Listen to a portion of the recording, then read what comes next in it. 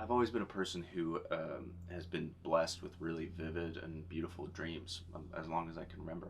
And uh, I've had a series of dreams in my life that have been categorically different from all the other dreams that I've ever had in three ways. One, that they've been a complete story from beginning to the ending. Two, that they've been hyper vivid. And three, that they've all been centered around the theme of the world ending in some way. And the first time I had a dream like this, I was in the summer after my junior year of high school, getting ready to apply to colleges. And I was traveling with my dad, and I had this dream. And the dream started, and it was like a biblical judgment day. There was a long, long line of people walking around the edge of this huge red mountain, and there was a black lake next to us, and the sky was completely dark, and there was fire and brimstone raining down. Um, and with the line of people was walking up to this huge angel that was directing people to either walk up or walk down towards what was implicit as like a heaven or hell kind of scenario. And as I was walking, I had this innate sense that everybody I was with was dead, and that um, in death and in this realm that we all had the powers of God. And as we came to the angel, uh, I wanted to see what hell was like, and so the angel showed me the people who were going on the downward path, what was happening to them and what they were experiencing. And all it was that they had the powers of God, but they were sent into this like black void where they were floating and unable to find a mooring, and just frustrated. And they had all this power, but no reference of like how to figure out how to use it. So it was this kind of like just endless like churning and spinning. And myself and so the people I was with got sent to the heaven, and the only difference between heaven and hell was that the heaven was this like white room that was a safe practice environment to be able to learn how to use these powers that we had. And this was all just like implicitly known in my body as I was experiencing it. And so this whole group, and it was a bunch of people who I knew from my life.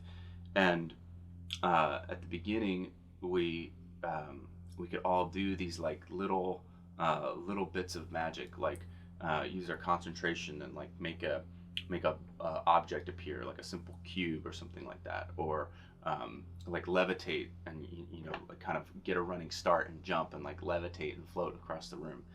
It felt like toddlers kind of like learning how to walk.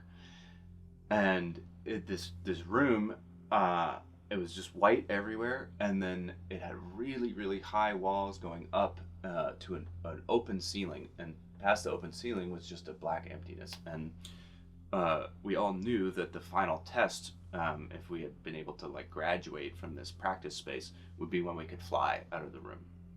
And so we're practicing, we're slowly like getting better and like learning how to use these powers, but it's going really slowly. And then at some point, we're doing all these things, and I suddenly have the thought of like, oh, like if if I have the powers of God, that means I it's not just what I can create outside of me, but I could turn that towards myself, and I can use that power to actually influence the rate at which I'm learning, and influence like how fast my own development is going. And as soon as I had that thought, it flashed, and suddenly I was in sitting in like a computer room. It was this dark room with these screens in front of me, and it was like this control board where I was able to manipulate my own consciousness and my own mind and my own abilities through this like control board. And when that happened, suddenly it was this feeling of this like rapid acceleration, like brrr, all of these like realizations happening in such quick succession, like this accelerating curve of learning. And then it was like brrr, and like built to a climax. And then when the climax hit, like our whole group jumped and just flew straight out of the top of the room, out of the ceiling, and flew out into this open, empty universe. And the last thing I remember in the dream is flying out, and just infinite creation of life, like flowing out of my body, just pouring out of my chest, like galaxies and planets and rivers and animals and trees, just like just this endless fountain of like imagination going into creation. And then I woke up, and I told my dad about this dream later, and I was so affected by it, obviously. And and he said very knowingly, he was like, "Oh, that was a dream about going to college, because you're leaving this safe, contained environment of high school, and then you're going out into this practice space, where you're going to be able to use your powers and then go out into the world." And I was like, "Yeah, I guess that's true, but something just felt like something felt disappointing about about that analysis of it."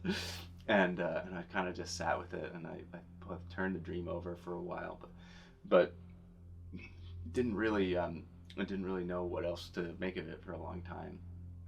I went to college, went to LA for school, film school, and as I was in school, I had taken a year off before going to college, and then when I was in school, started getting really frustrated with my coursework. It felt really boring, and I was interested in exploring all of these things. I started to experiment with psychedelics and have these powerful opening experiences, and nothing that I was learning in school was like speaking to what I was feeling. And so I started really like developing my own personally constructed educational track. And then after my first year of school, I had this, I don't like to use the word awakening, because I think that awakening is like a process that is ongoing. But I had what was certainly like a lightning bolt moment. I was at the beach, again with my family, and there was this a series of pieces of information that came to me, and it feels not important to share what the pieces of information are, because they were personal to me. And even if I told you what I saw, it wouldn't cause the same awakening in you, because your life experience is different, and the keys that are for each person are different. But these certain keys like clicked into my mind, and it felt like suddenly my whole picture of reality became crystallized and became like crystal clear. And it was this sense of everything in the universe is conscious. Everything, every piece of matter is alive and aware on some level, and we're tapped into it, and that we have this experience as humans of being separate entities.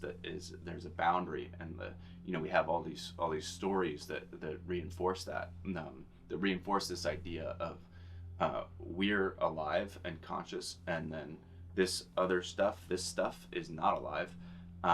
And then other things, other living things, are in like degrees of consciousness going down from the human. But this feeling struck me that it's like, no, the consciousness, and it has this love vibration energy to it, is the fundamental ground of being. That was what struck me, and it was so moving. And I like ran out into the ocean. I was like swimming and swimming and sobbing like the whole time it was happening. It was so profound. And I was having this such strong feeling that like all of these sages of history, that this is what they've realized. Jesus and the Buddha and Joan of Arc and all of these people. And it felt like not that these people had done anything special particularly, but they had just tapped into something that's all of our birthright, is to come into the awareness of this truth. But they were just people who also, not only realized it, but then did the work and did the path to then communicate it to people in a powerful way, to change the course of history, to get people to step closer to remembering this. And this is all flooding through me. And then I had all this time to digest it. I drove across the country from the East Coast to LA to go back to school, and I was thinking about it and digesting it the whole time. And then shortly after that, had the way timing works is so funny, but the next week after that, I had my first opportunity in my life to take LSD. And this LSD experience where it had been something I felt in my heart. This LSD experience just radically confirmed everything that I had been feeling. It was this felt experience and some of like things that happened around me that just really like anchored in this feeling, this transcendent, divine feeling, really.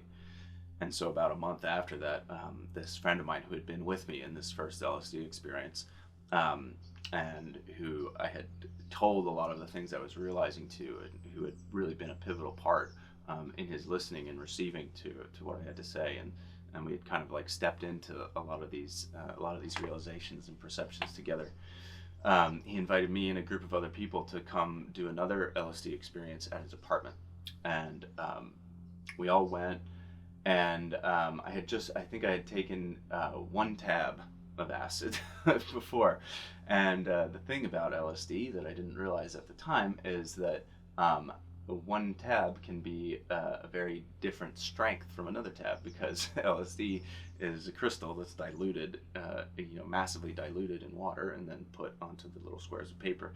And so, depending on how much you dilute the crystal, you can make 2 squares of LSD that look exactly the same, and one is 10 times stronger or even 100 times stronger.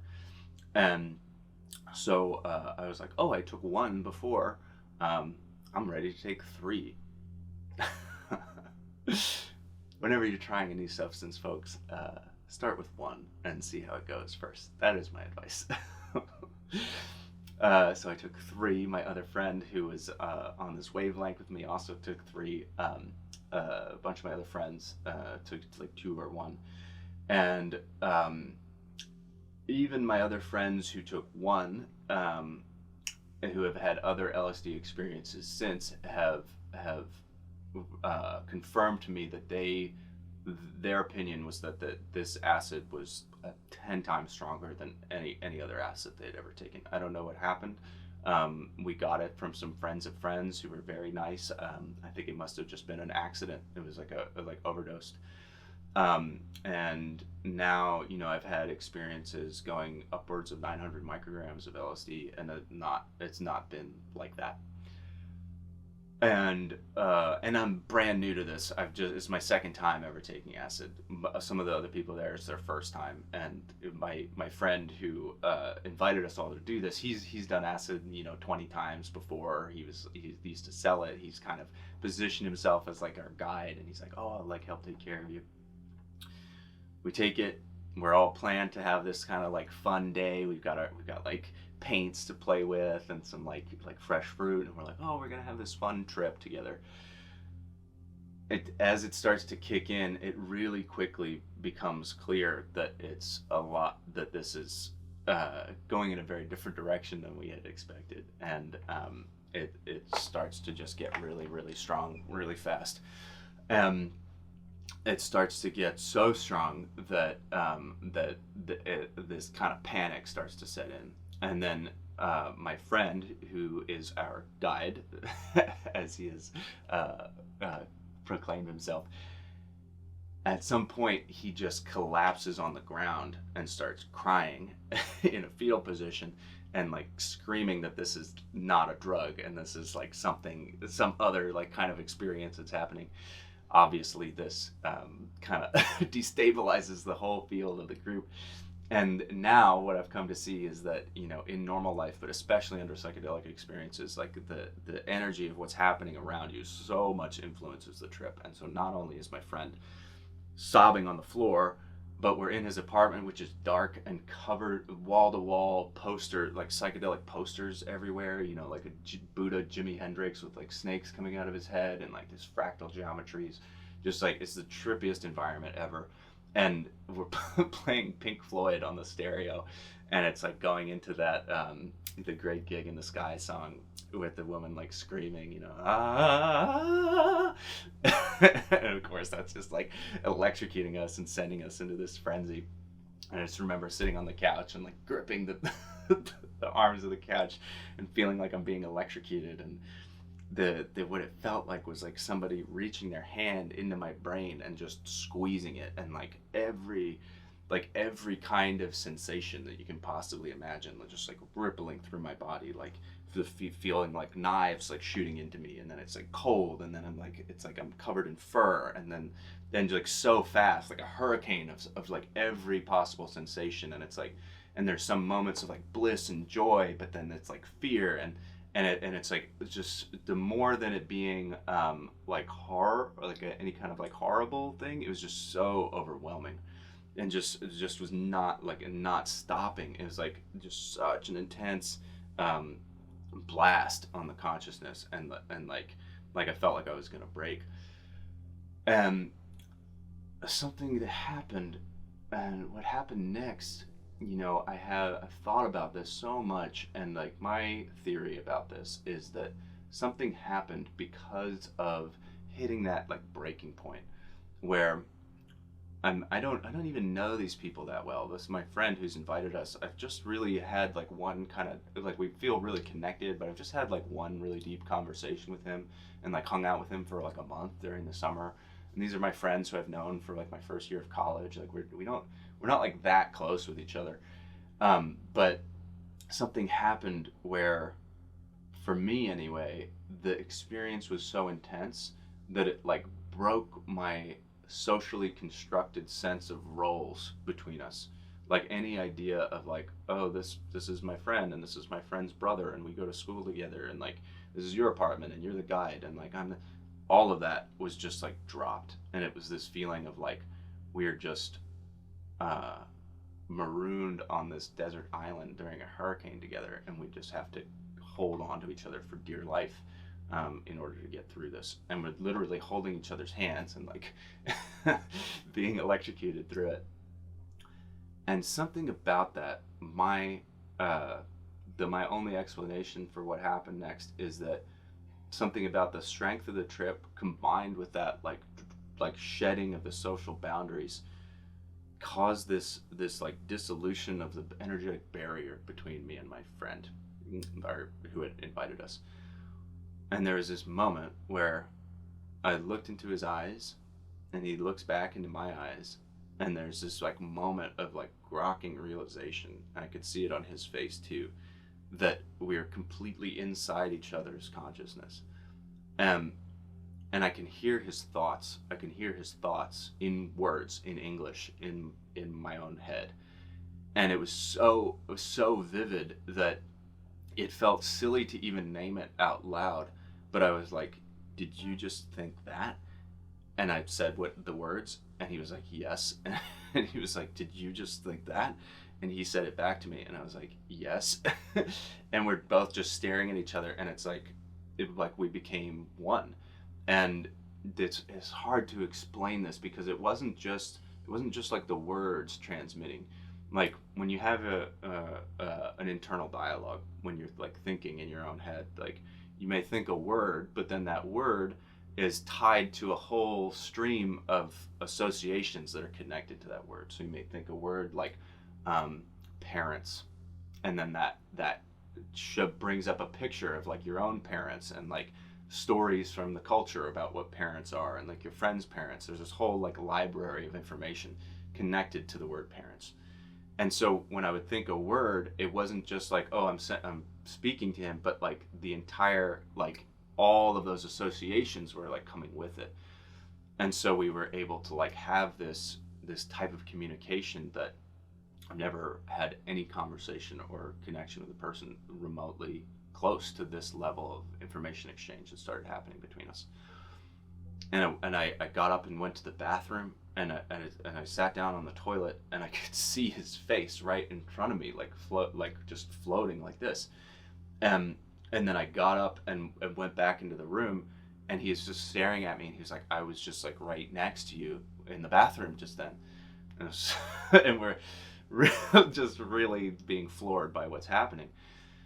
And the thing is, it would have been so cool to explore this, but the terror was so loud, and the experience was so intense. And to give you a sense of like what it looked like there was the trip was so intense that like there was no walls in the room anymore. Like I was seeing the different people around me, and each of them was a pillar of light. I was looking at my friend, and I could see this like light extending up out of the top of his head, going upwards, and then this light energy going down out of his feet, down like he was a tree. And then there's just in just a blackness, and that's what the experience was. And so it feels like we're in this like separate dimension, and we're having this telepathic experience at the same time. And like I said, it would have been really cool to explore this more, but the very first conclusion that we come to as we're having this conversation is that we must have broken away from Earth, and that we're not in physical reality anymore, and we've entered this mind dimension. And it felt so true that that's what was happening. And because we're having this telepathic connection, and we like agree that that's happening, we convinced each other that that was real and that was true. And we convinced each other that we were basically dead, that we had split off into this like energetic reality, and that we were gone from Earth, and that we were not going back. And it felt so real that that's what was happening. So I had this really faced the reality that I was dead, that I was never going to see my family again, that I was never going to see anything from my normal reality ever again. And it was fascinating, and I've reflected about this about myself, because now looking back, it disturbs me a little bit how quickly I accepted that, that was true. And my friend who's there, he was devastated and like falling apart and just like crumpling on the ground. And a part of me was like, no, this is where we live now. This is our reality. Let's embrace it. Let's like be in this. And then it started to feel like liberating. It started to feel like this liberating feeling of like, wow, where we have this like energetic power. And then it started to be able to like move around and like play in this space a little bit. And I get up, and we, for some reason, we all decided to go out into the hallway. And my friend's apartment was on the third floor of this kind of apartment complex in it with a courtyard. And we go out into the hallway, and I open the door and step out into the hallway, and I look down, and my experience is that as I look, all of the molecules manifest to create the hallway in front of me when I look at it.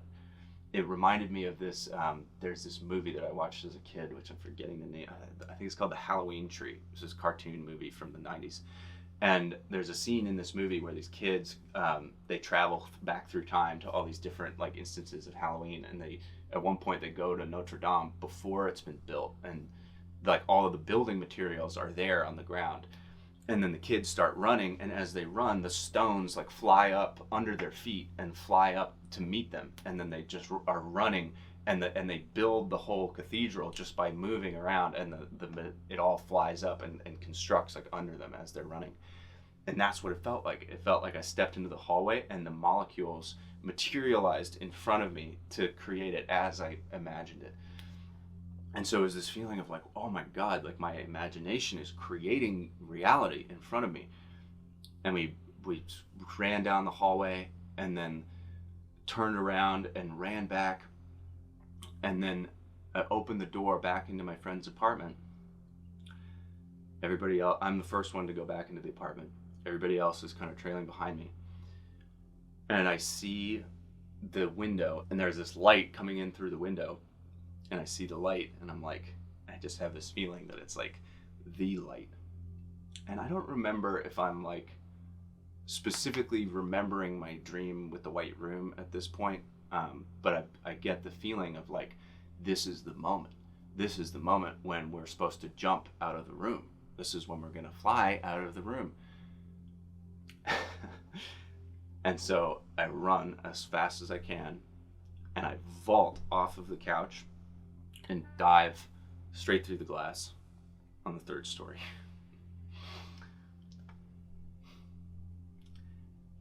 Needless to say, I did not melt into light. I don't know what exactly I was expecting to happen when I did that, but I thought I was gonna, I thought I was gonna hit the light and then it somehow dissolve into a different like level of reality, because I had been having this feeling before too, that my friend who was with me, I could like sense people's energy levels, um, which is a hard thing to communicate. Like I could feel that I was at this certain kind of vibration, and that my friend who was on also on the same dose with me was like right there and like almost at the same point, but that he was kind of gripped by fear and it was holding him down, and that the other people we were with were at these sort of like lower energy levels, and I had this desire for everybody to like lift up into the like perception that I was experiencing. And so I thought that I had this sense that like, oh, if I go into the light, then like it will take me up, and then we'll all like fly up into the next level, like whatever the next level is. And obviously that is not what happened. And I fell, and I fell, and my experience in the moment was I hit the glass, and the glass felt really different than what I expected. Like it was, I had a lot more resistance to it. And then I fell, and then I was just spinning, and I was spinning and spinning, and then suddenly I was standing on the ground. And uh, when I went back to this apartment later and looked at the spot where I fell, and it is a complete miracle that I survived. And the way that I fell is just miraculous beyond belief, because there's a third story window, and then it was at this courtyard, and there was a pool, and then there was this 5 foot high like retaining wall around the pool, and a gap between the retaining wall and the wall of the building that wide. And right next to the window, what I figured must have happened is there was a tree branch coming right in front of the window.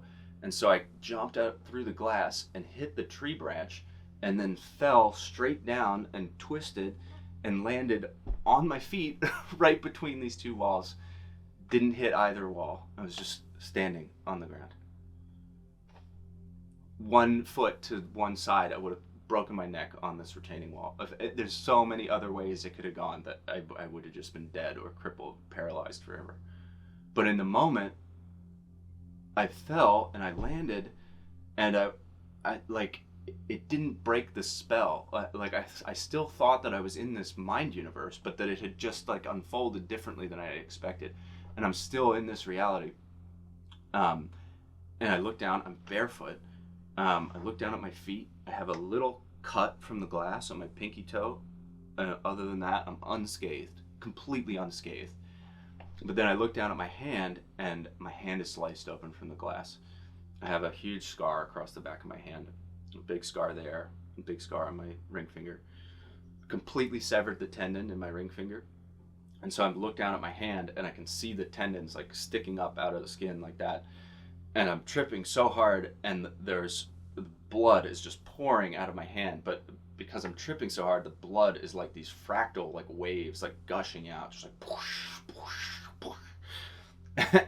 And I'm looking at it, and I'm in the state that I'm in.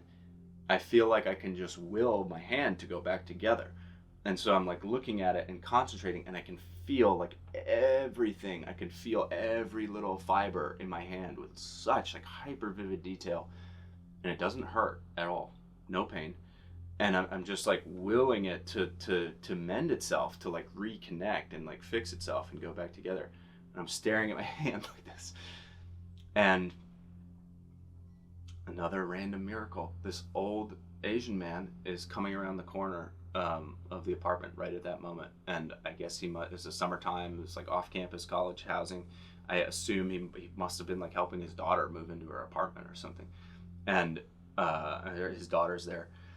And he comes around the corner, and he sees me, and like I don't know I don't know if I said anything out loud, but I know that I was trying to speak to him, but I might have just been trying to telepathically communicate with him. And I can feel him in the same way that I've been feeling my friends upstairs, like he's this pillar of light energy. And I feel like I'm like, did he somehow enter this mind dimension that we're in? Like, is this bubble of reality expanding, and like other people are getting sucked into it? Like that's the feeling I get. And I don't know if I spoke anything, but I must have looked insane. And he grabs my arm and lifts it in the air, gets a rag and like ties it around me, and I pass out from the blood loss. And I like black out and like slide down on the ground.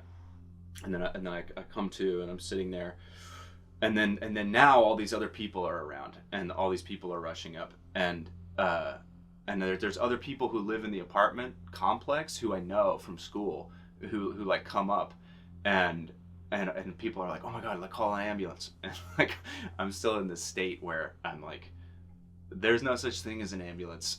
Like we're in an energy dimension that's not real. um but everything's just happening, and I'm so dazed, and then the ambulance is coming, and I'm still in this state where I'm like not sure what's real. And another detail of this, another friend of mine who had been with us comes in, and there had been a group of 6 of us who had taken the LSD originally, and then I think 3 other friends came and took some MDMA, and weren't tripping on acid. And one of my friends who was on MDMA comes up to me, and he comes right down close so nobody else can hear, and he's like, hey, like I last year I broke my leg while I was at a dance club, and I would have been so pissed and frustrated about the whole thing, except for I was on ecstasy while it happened. And because I was on ecstasy when it happened, I had a total positive outlook about the whole thing, and the healing process was completely smooth. And he was like, I have an ecstasy pill with me. Would you like to take it before you go to the hospital? Also note, this is 2 hours into the strongest acid trip I've ever had. And I don't know if you've taken acid before, but it, for me, when it's strong like that, it'll last like 18 hours, or longer sometimes. And so I'm right at the beginning of the trip, basically still like peaking on it. And my friend gives me this ecstasy pill, and I'm just like, this is a gift from the universe, like just coming to me. Of course I'll take it. And so I take it. So ridiculous looking back. And then the paramedics showed up, and the paramedics broke the spell, because they come in, and they have such a different vibe from everything that's going on, and they have their uniforms, and they have all this gear and equipment and the stretchers, and they have all this like protocol that they're doing, and they lift me up onto the stretcher, and they start asking me questions, and the way that they were and everything that was happening from the paramedics brought me down out of this like mind dimension, like illusion that I was in. And I was like, oh, I'm not imagining this. My mind is not creating this. This is like energies and matter that have been brought by these people from something else that is now coming here, and like I'm not creating this. And it was just this wave of relief struck me, because like I really thought I was dead. I really thought I was gone from this plane of existence forever. And then starting to feel myself like getting like packed up onto the stretcher, I was like, oh my god, I'm alive. and the paramedics start asking me all these questions, like, because if somebody has a fall, they're trying to check if you're concussed and things like that. So they're asking me like what year it is and what my name is and all these things. And I'm struggling answering them, but it's because I'm tripping so hard. And I just tell them immediately, I'm like, I'm tripping really hard on acid. Like I'm having a hard time answering, but I know I didn't hit my head because I fell and landed on my feet. I'm fine. My neck's not broken. So I was able to stand up and walk around. But they're taking all the precautions. They put a neck brace on me just in case anyway, load me onto the stretcher, put me in the ambulance, and they drive me to the hospital. And in the ambulance ride, it's like a 5-minute ambulance ride, and I just have the time in the ambulance to just like register what happened, and like register that I'm alive. And I'm like, I'm gonna brush my teeth in the morning, and I'm gonna do my boring homework, and I'm gonna do laundry, and the sun's gonna rise. It's hard. I'm like almost crying right now, because it's hard to communicate just like how much gratitude joy there was just at remembering that like there's this simple, like mundane world to go back to, because the experience that I was in was just, it was just a pure stream of chaos, and it felt like I was going to be stuck in a pure stream of chaos for infinity. And to land back in my body after that, and to just be like, oh, I'm just alive. I don't care what happens, like nothing. It's just like I'm just alive. I'm like, what a miracle. What a miracle.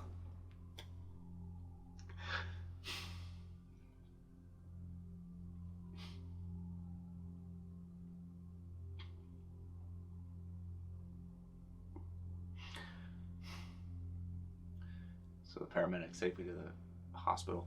Um, I get into the ER, and by the time I'm into the ER, one, that I'm sure the ecstasy is starting to kick in, and two, I've just like hit this like gratitude, this like depth of gratitude in my being that is just so profound that I am just like completely on cloud nine by the time they're rolling me into the ER. And my hand is so fucked up. I have just this broken glass, like all stuck into like all these cuts in my hand. Um, they roll me to the ER, and the ER is just like, is downtown in Los Angeles ER, and like it's just people running everywhere. It's just like chaos, like all this stuff happening, and I'm just Zen master going into this emergency room, and they roll me in, and they start working on me, and I tell everybody that I'm on acid immediately, and there's never like any danger of like, I never get any sense that I'm gonna like get in trouble or there's gonna be police or anything like that. And the paramedics are just like laughing and joking with me. I'm completely lucid. I'm able to just have a completely lucid conversation with them, even though I'm still tripping like crazy. They start cleaning my hand, and my hand, like, still, it's like so hyper vivid feeling. I can feel every single fiber in my hand, and zero pain. And that they keep asking me if I need anesthetic, and I'm like, nope, I'm fine. I'm fine. They're scrubbing broken glass out of my hand, and especially my pinky. I have this big scar on my pinky, and I can feel a piece of glass like wedged like way down into the skin. And I'm holding my pinky, and I'm just like, yeah, like there's still a piece of glass in there. I can feel it. Like, work it out, you know, like, can you squeeze it out? And the paramedic with his gloves is just like squeezing glass out of my hand. And I'm just like, yep, totally fine, no pain. And they're just like, wow, okay. Like, they're all like amazed at what's happening. And the funny thing they said, they start calling me Spider-Man because I jumped out of the window, and I'm like laughing and like telling them everything is happening. And they say something that struck me so much, which is they're like, oh my God, you're definitely patient of the day. And I was like, of the day? Only of the day? Wow, you guys see some shit in here. And so they're working on me. It's like it's all going smoothly. I get an MRI.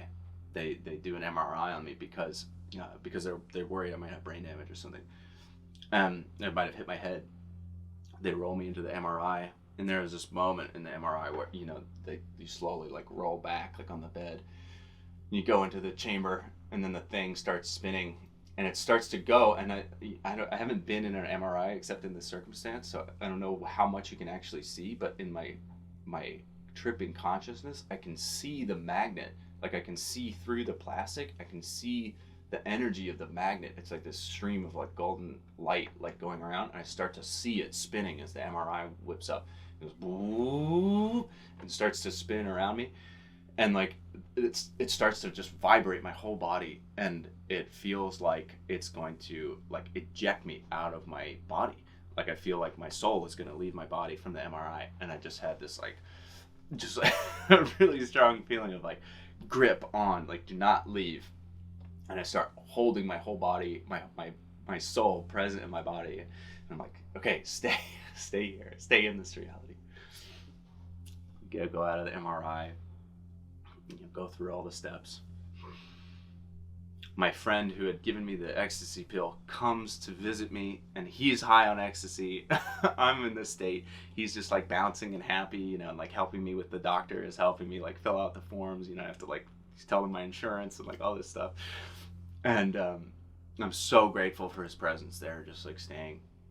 And I'm like hoping that my other friends are gonna come visit me, and none of them show up, which I do not blame them, because they were all high on acid. Of course, they didn't want to like come to the hospital.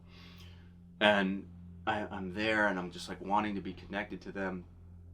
And uh, I like go into, and by the time it's night, we had taken the acid at like 10 in the morning, and by the time all the stuff with the hospital is done, it's nighttime. They roll me into the room on the gurney, and I can still see all their faces, just like I saw my friend's face in the bathroom. Like all of their faces are still there, like spinning, and I'm like, oh, you guys are right there, and I can feel, like I could feel them, and I could feel that they were really worried about me.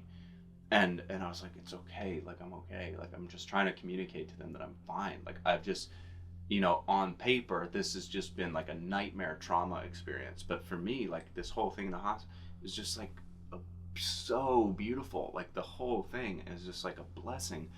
And like getting, and like all of the people I met at the hospital were just so lovely and like gorgeous humans. And and then the next day I wake up, and I go to get surgery, because they do a temporary, the day of they gave me like a temporary stitching just to close the wound, but then I have to get the tendon reattached in my hand, so they schedule me for a surgery the next day to get the tendon reattached. And I'm going to surgery. They have all of these gurneys lined up to go into surgery. It's, you know, it's morning.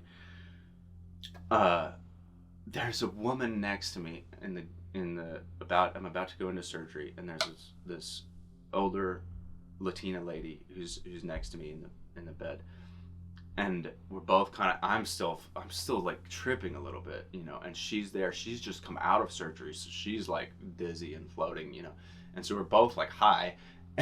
And I turn to her, and we just start having this conversation. We just start having this really lovely conversation, and I ask her, and I tell her what happened to me. I was like, yeah, I jumped out of a window on acid. And she was like, no judgment, she was like, oh my god, like I'm so sorry, like are you okay? And I'm like, yeah, I'm fine. It was actually just amazing. It was amazing what happened. And and then I'd hear her story, and she said that she had a fungal infection in her kidney, and had to get her kidney removed. And her and her whole family, this extended big Catholic family, got together every night for however long it was, weeks, months, I don't know, leading up to the surgery. And they all got together and would pray for her every night, and praying, all of them praying together, praying that her kidney's going to be okay. And she said they had rolled her into surgery, and they cut her open, and her kidney is completely fine. Like a good fungal infection gone. And they just sewed her back up and rolled her out. And she's telling me this, right? She's just come out of this experience just now. And she's like, yeah, I'm completely fine. I didn't even need the surgery. I'm just like, whoa, you're telling me this right now? It's like, wow, the power of intention can heal your body. And like, the funny thing is, you know, when I fell, I had this feeling that I could will my hand to go back together. I could just use my intention and make my hand go back together with a prayer. And it worked. Look at that. I had to get surgery. I had to go through all these steps, but look at that, you know. And so I go into surgery, I come out, and then afterwards I'm like waiting. I'm waiting in the hospital, and like back in the dormitory. And a priest comes to see me. They send the hospital priest to come visit me, because I jumped out of a window, so it gets flagged as like possible suicide or something like that, is my expectation. And so this priest comes in to see me, and I just tell him the whole story, and I just said, don't try to hide anything. I'm just like, yeah, this is what happened, and I like jumped out of this window on acid, and it was this magically profound experience. And he just like listens, like so honestly and without bias and with like no judgment about like what I've done. Because I before that, you know, I've had such a fear of like, you know, drugs being like this this like dirty bad thing, or it's like you're wrong, or you're like fucking up if you do drugs, you know. But in this experience, it was just like, no, this is what happened. This was like the most profound thing that's ever happened to me. And so the priest starts talking to me, and he says the most hilarious thing. He's like, you know, um, maybe next time you should try something like a little more natural. Maybe you should try mushrooms instead of LSD, because it's like more connected to nature. And I'm just like, God bless you. God bless you. So he leaves.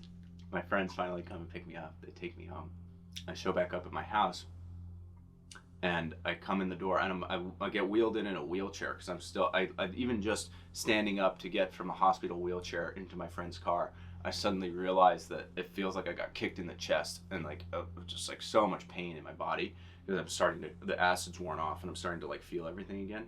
And then I'm like, oh, whoa, I'm so achy. And like, I don't know if I had hit my chest somehow on the fall down, but it's just like, I'm really, I need to be in a wheelchair. And they roll me, my friend rolls me into the house in a wheelchair, and I'm like, yeah, like, hello, all my friends. Oh my God, I'm like so happy to see you. Like, and I'm just like, I'm alive. Like, I'm alive. Not only did I survive the fall, but like, I came back from this like parallel universe of the chaos realm, and like returned to Earth, and I'm like back. I'm so happy to see you all. And it was this like deeply disconnecting moment, because in the interim, while I had this like bliss train in the hospital, all of my friends had just had a full freak out, like while I was gone. Just like so much fear, like between all of them, that they, you know, thinking that I could have died, not knowing what happened to me.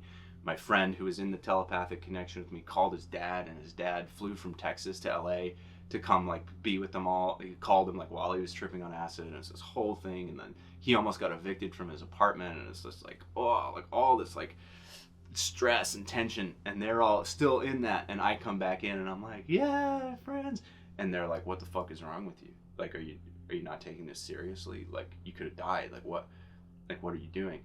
And I'm like, whoa, like what's wrong? Like, I'm just grateful to see you all. And it's this like kind of terrible like disconnecting moment. And at the time, looking back with the wisdom that I have now, being older, like I would have taken more time to be compassionate with their experience. But at the time, I was like, yo, like, why are you're like perceiving it wrong? Like, this is a gift, you know. And I'm trying to tell them that they should be happy.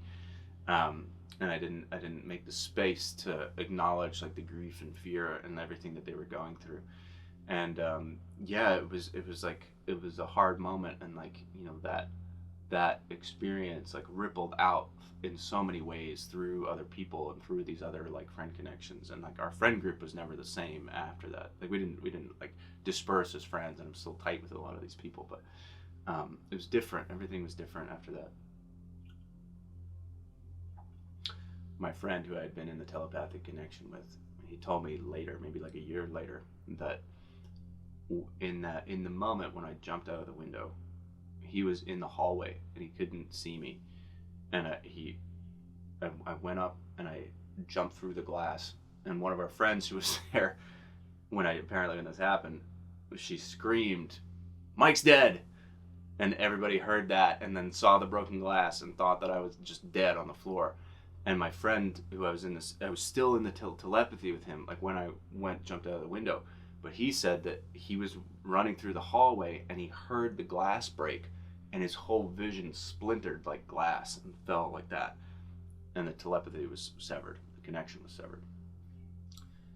And after that, we really went different directions. Like, I felt so close to him, like that kind of connection, that kind of communion with another person.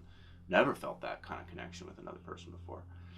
And we really like went separate ways after that. Like, we went on such different life trajectories.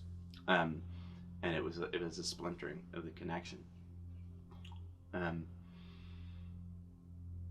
then these other ripples happened in our friend group. And it's taken me, you know, I'm still digesting it. This is more than 10 years ago. I'm still digesting and integrating what happened through that experience.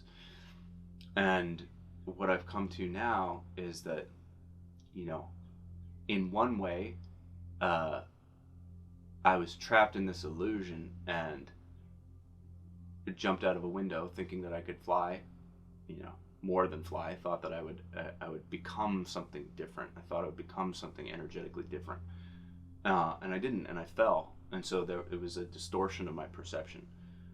But at the same time, there was this feeling of like becoming energetically lifted and open. And in the time since then, I've come to become really devoted to understanding the practices to open this kind of perception in our bodies. Wim Hof method is a really strong one. First time I started practicing the Wim Hof method, I was in Hungary and staying on this work retreat. It was on this remote property in the woods with a stream nearby that had this meltwater from the Alps, so super, super cold water. The Wim Hof method, if you're not familiar, is a combination of breathwork techniques and cold exposure, getting in ice baths. And so we're doing, a friend of mine who's there is teaching our group like how to do this. And we're doing the breathing, and then one morning I go down by myself, I do this breathwork practice, like super strong. I get in that cold water. I'm just there alone, and this ice water just rushing by me. And I had such a strong feeling. I was like, I just feel like I could fly. I feel like my body can fly into space just with my consciousness. Like no technology, no external technology needed. And I've had this feeling like over and over again. And as time has gone by, psychedelics have started to become a practice for me. I've learned so much about how to be grounded and how important that is, obviously, maybe more than most other people realize because of my experience. But there's deeper and deeper levels, and that experience altered the trajectory of my life forever because it showed me something that was possible. Because that telepathy I experienced with my friend was completely outside of the boundaries of my previous operating system. My operating system did not include that as a possibility in my reality. And then having that embodied experience opened a whole doorway of what's possible in this infinite reality that we have. So I hope that story helps to inspire you, helps to open your consciousness, helps to show you some things, reflect you some things about your own life. And there's so much more to share, but I'll save the rest for another video.